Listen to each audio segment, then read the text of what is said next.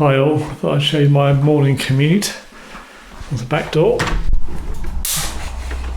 fly just got it. Well, today's the day. I've whipped up a bit of enthusiasm. I'm going to get the Lotus out and see if I can get the blooming thing going. It's been a few months since I've done anything, so today is the day. There's the garage.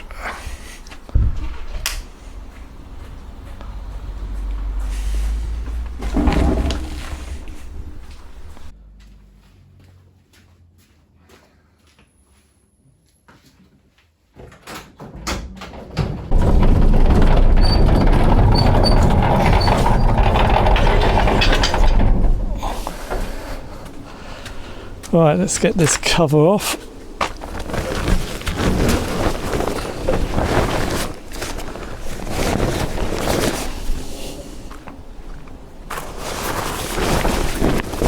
Well, it's been months since I've looked at this, but I couldn't really be bothered. I was going to say a rude word then, and but anyway, now I've got a bit of enthusiasm back. I need to get this mobile, so now's the day to start. So I think I'll do a bit of a review of what I need to do, and then take it from there. One of the things I did notice over the last few months, there's still quite a strong smell of petrol from the back of the car. So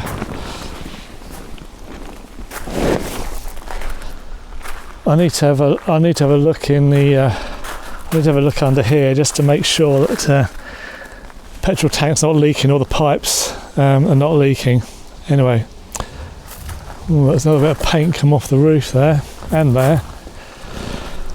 Right, let's get the bonnet off.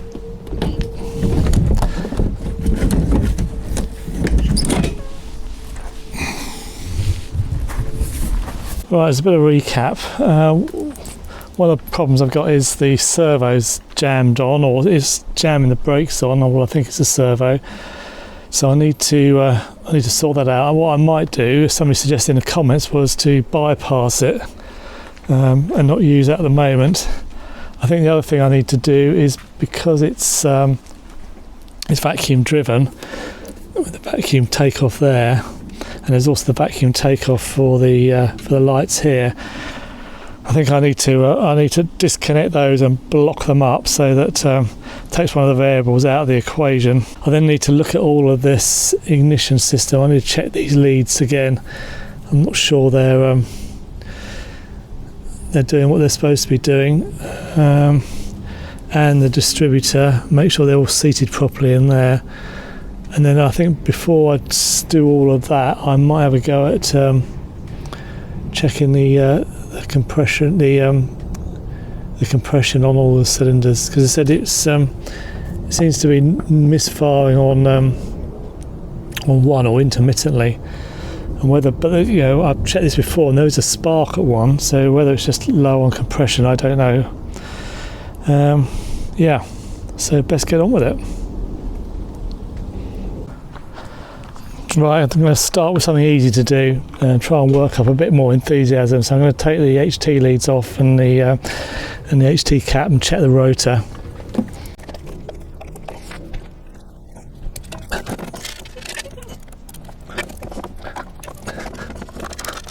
Oh, never ever easy, is it? None of this is ever easy.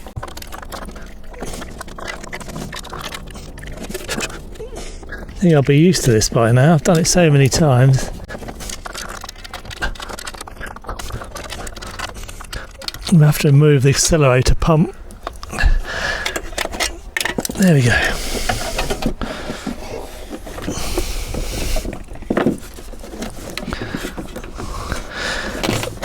Oh, gynecology at its best.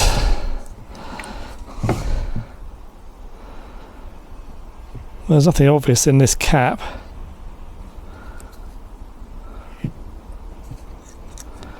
Set the rotor arm off.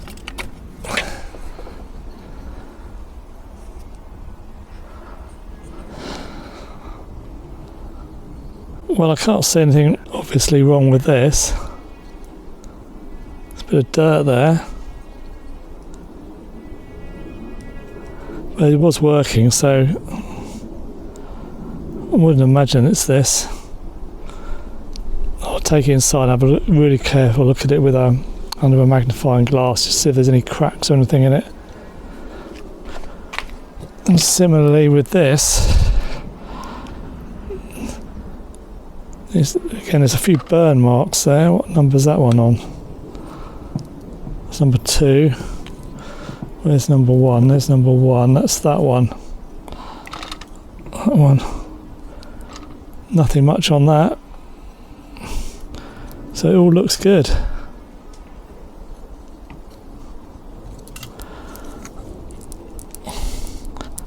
That one, well, the sleeve moved. I'm going to take this onto and put it on the bench and have a go at it. Right, well, I've had a look at this, and I've checked the seating of all of these connectors, and they're okay. One was a bit loose, but it wasn't number 1. I've cleaned up inside a bit, but this thing is showing a bit of signs of age. I think I'll order a new distributor cap just for the sake of it. I also checked that the spark plugs properly seat on the leads here, and they seem all okay. And I've scrutinised this under a magnifying glass, and I can't see anything obviously wrong with it. So maybe I'll buy a new one of these as well at the same time, just to eliminate the variables. Spark plugs in are new. It's never run on those spark plugs, so they should be alright. It may be just a duff plug, but anyway, that's for the next stage of testing, I guess. Right, well, the plug's out now, and whilst the plugs are out, I'll just to check the plugs, that is, see what's been going on in there. And whilst we're doing that, whilst the plugs are out, I'll do the compression test.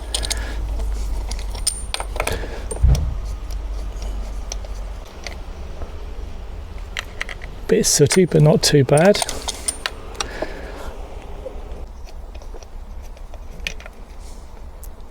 Sootier. It's not so good. That was the one I think was not firing too well, number 3. The thing also seems to be running a bit rich. Yeah, that one's not, they're all a bit sooty. That one's more like number 1, a bit wet.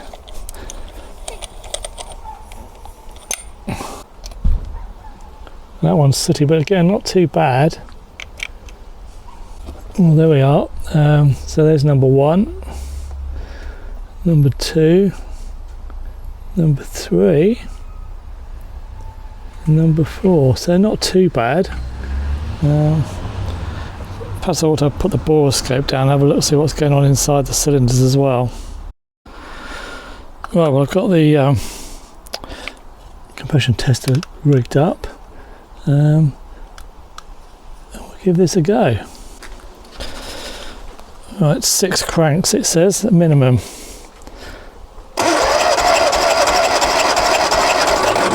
Well, it's 7.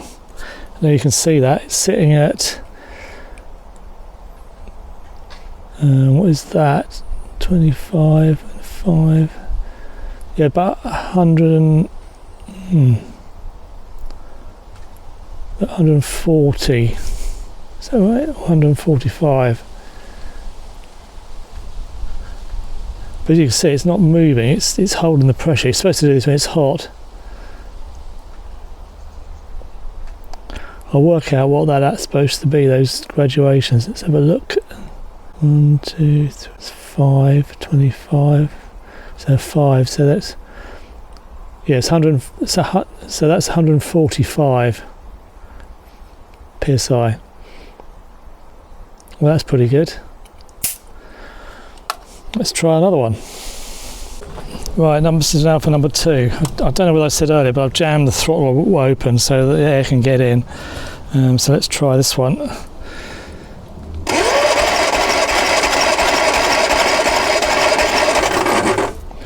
that one's a bit better. That's what, 160. But this is, yeah, as I said, this is supposed to be done when the engine's hot, so I don't know whether that would make any difference to it. So that's 15 psi difference. Right, now number 3.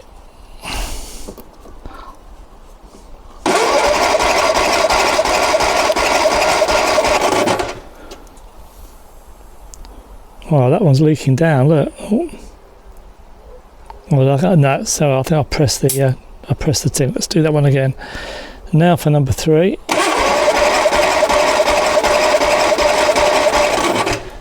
$157.5, say. Now for the last one, number 4. I'll do that one again.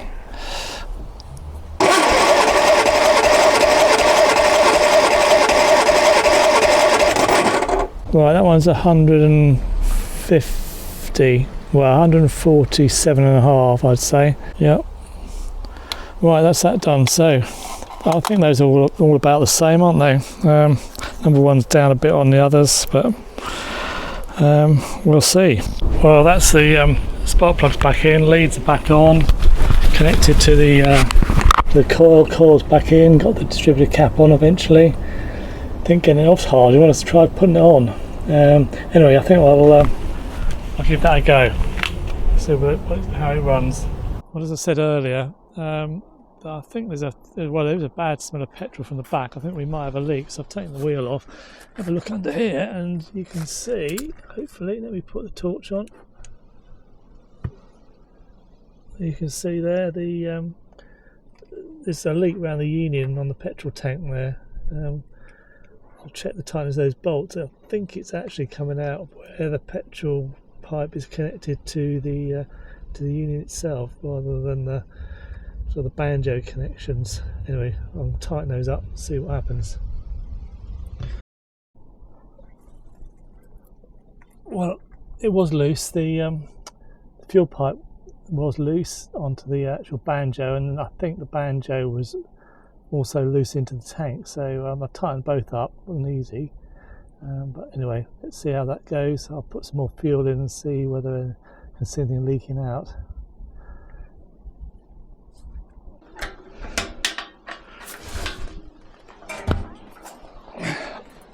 It's a bit windy today. This is not going in too well.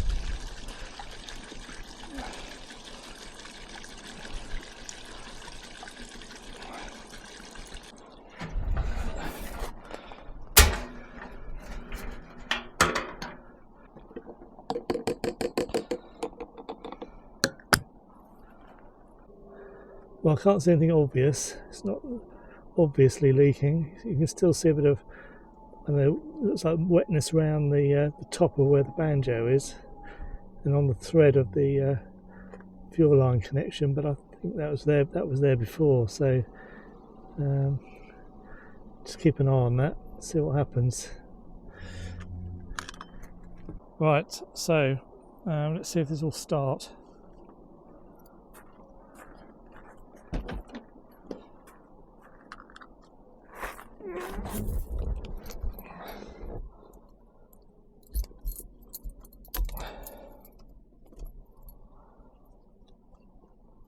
Going to give this some choke. That's out. That throttle fail's funny. I need to go and sort that out. The nipple comes out of the little guide on the mechanism. Oh, I've still got the chock in there. Doesn't help, does it? I need to. This another thing on the list is to sort this this cable connection out. Actually, I'm going to have to do that now. That's bent over now. Bugger. Right, that's sorted out now. It's sitting. You can see it's sitting down in there now. But see that ferrule? That's just knackered. I need to get a new one of those. Sort that out.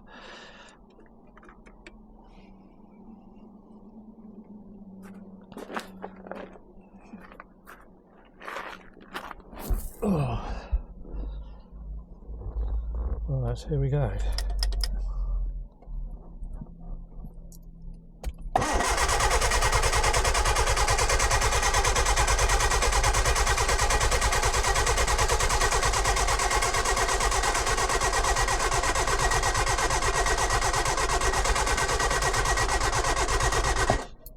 Well, it's not having it, is it?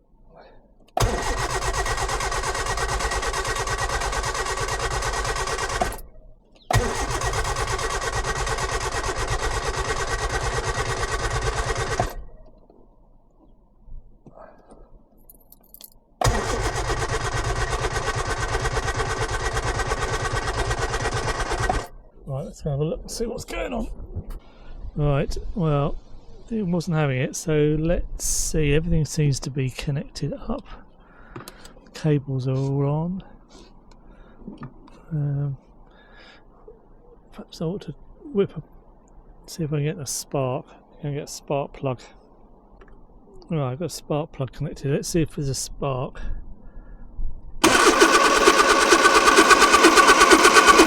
I don't know if you can see that, but yeah, it is sparking. Not much of a spark though. Let's try another plug. Right, that's number 2 lead. Yeah, it's just about the same. So we're getting a spark, maybe we're just not getting the fuel up yet. Right, let's try again.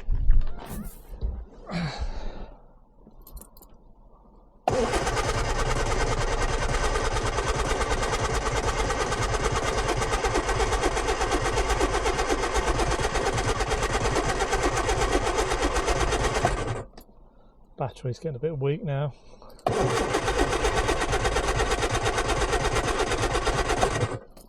Right, I think we're going to check we got fuel in the carburetors. Well, I've loosened off the carb top, and if you raise this, there you can see there's hardly any fuel in there. So I think that's obviously part of the problem. So let's see. I think I better check this pump's working properly.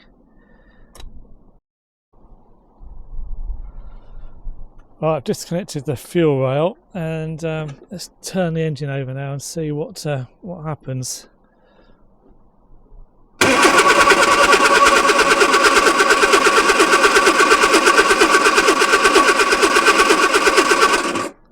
Well, it's coming out all right at both of them. I think this one's a bit slower than that one. Let's try it with that bunged up. No, that looks alright. So I don't think it's the fuel pump. What I will do now is I think I will just check the float levels in both of the cars and just make sure they're set correctly. And they're not easy to set, so I have done it once, but I'll check it again whilst I've got everything apart. So I'm going to check the float levels. There's a couple of settings. There's you're supposed to set it so that I think it's 17 mil from the underside of the gasket to the top of the float when the float is when the valve is just closed, the needle valve, and also then you do a check where you check the level of the fuel in the carburetor bowls. So that's what we're going to do. Right, these carbs have got 10 gram floats in them. You can see in the video. It's not very clear, but it's written on the top. It's all there. 10 grams. Anyway, so 10 gram floats should be 17 millimeters of height when the valve is just shut. So if I do that, can't see because the camera's in the way, but you may be able to see. You can see that. That's 17. This is that one. So that should be all right. As I did check them before and had to adjust them. So that's the back carb, and the front carb is the same.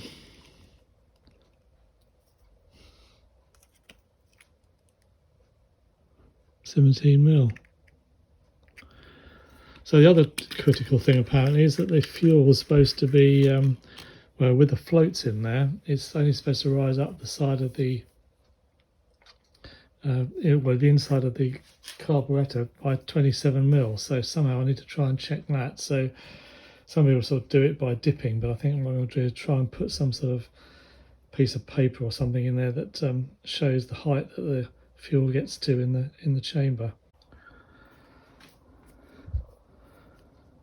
Well, I put some masking tape on the end of this ruler and marked it with, well, a red Sharpie and then a couple of black lines from this indelible felt pen, and I think you can see the Sharpie you can see the line where I dipped in petrol, and you can see the line just about there. It's easier in the naked eye, but you can see where the petrol lines comes up to. So I think I'll use that as a dipping method. I could probably attach the masking tape to the inside of the carb, so I'll give that a go. But I was wondering a bit about this 27mm dimension that has been quoted with the sort of fuel height with the floats in place.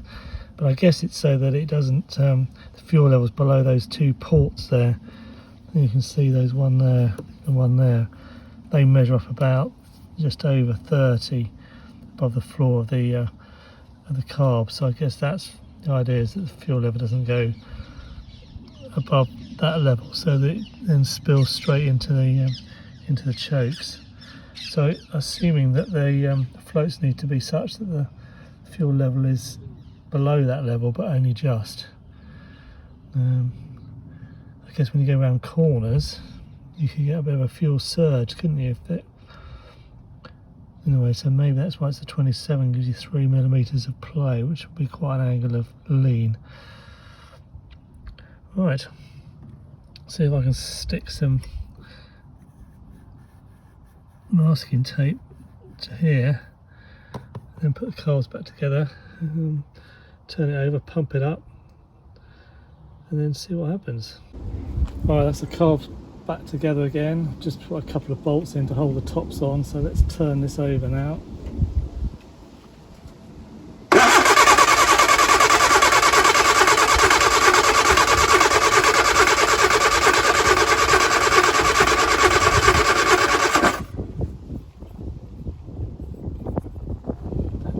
Fuel going into the chokes that I can feel. Right, I need to whip the tops off and see what's going on inside.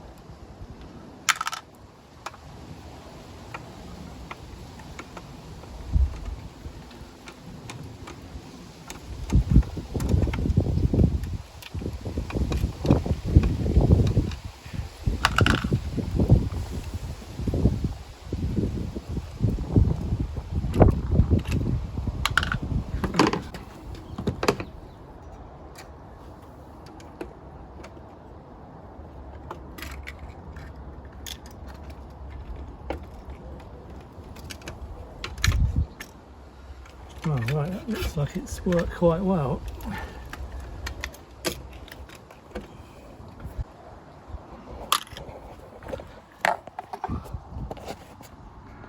Well, you can certainly see where the petrol's been. Let's stick this in and see if I can actually measure it.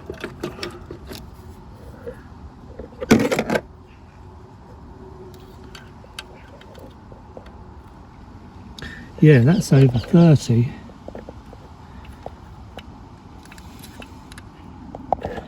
You can see that. So whether that's really my problem, the thing's just running flooded. Although it's a bit hard to see. Let's try this one. Yeah, it's about 30. You can see that. It's actually not that easy to see. Yeah, I think that's 30.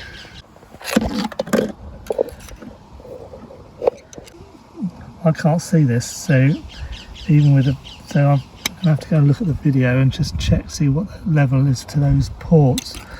But casual look, it looks like they're just over 30. Well, I've now done this another way, so I've got the calipers, and I've measured down from the top of the body of the carb to the bottom of the port. You can see that there.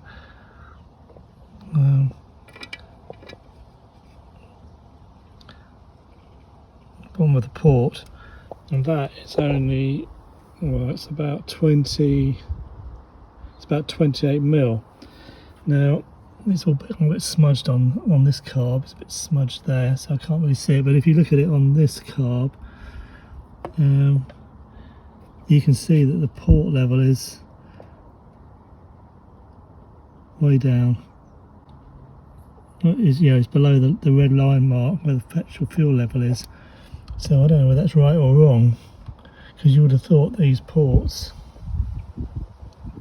either have no petrol into them, or these ought to be flooded. So I would have thought the petrol goes down those ports that are in the bottom of the chamber there, you'd have thought, wouldn't you? And those are just an overflow. There's another overflow there, or another vent there. So yeah, this one. And there's another set of ports right down the bottom of there. So I think I need to do a bit more investigation and find out exactly what those holes there are. And whether I change the float level so that there's only 27 down. No, if I change to 27, that'll be above the bottom of that port. I don't know. I need to find out a bit more about this.